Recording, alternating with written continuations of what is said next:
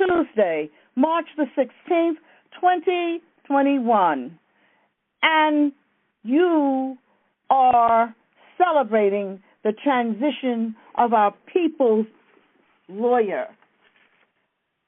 This special episode will focus on the struggle to achieve compassionate release for our warriors, political prisoners such as Mumia Abu Jamal. Because we remember Lynn Stewart, we are hoping that you will set aside time to call in and insist on freeing them all. We have several special guests that we will be introducing as they come on the call this evening. But we are saying, and we are hoping, that you will understand that we freed Sister Lynn and we can free Mumia. Without further ado, Ralph Poynter, what's happening? Good evening, my brothers and sisters. As our sister Betty told us, this is a special meeting. This is a special conference. This is a special evening for me, remembering Lynn Stewart. And there's so much to remember.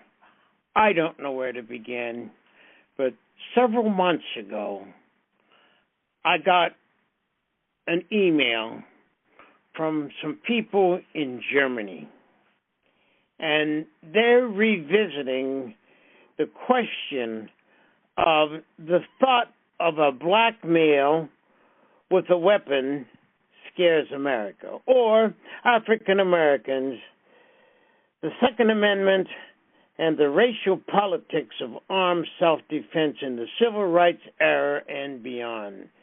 Simone Wendt and Rebecca Rosling. And what does that have to do with this evening? And is the conversation, when they called me, they said, this is what they're doing. They were visiting that, and they are aware of the work of Lynn Stewart. And being that I'm close to Lynn, I was very close to Lynn, they would like to know more about Lynn's work in that arena. And this evening, the thing that reminds me most about Lynn Stewart and her work is one of the things she said in a 2003 closing of the Lawyers Guild event in Minneapolis. And a few words from that closing speech. Our quest, like theirs, are to shake the very foundations of the continents. We go out to stop police brutality, to rescue the imprisoned, to change the rules for those who have never been able to get to the starting line, much less run the race because of color, physical condition, gender, mental impairment. We go forth to preserve the air and land and water and the sky and all the beasts that crawl and fly. We go forth to safeguard the right to speak, to right to join, to learn, to rest safe at home, to be secured, fed, healthy, sheltered, loved, and loving, to be at peace with one's identity. That's just a part of the speech. It's very difficult for me to read it. And when she was with us, I would ask her to read it to me in moments when things were not looking too good. And I admit she could never get through it before tears came to my eyes. And I would ask her just to stop. And I called it the Gettysburg Address of our time.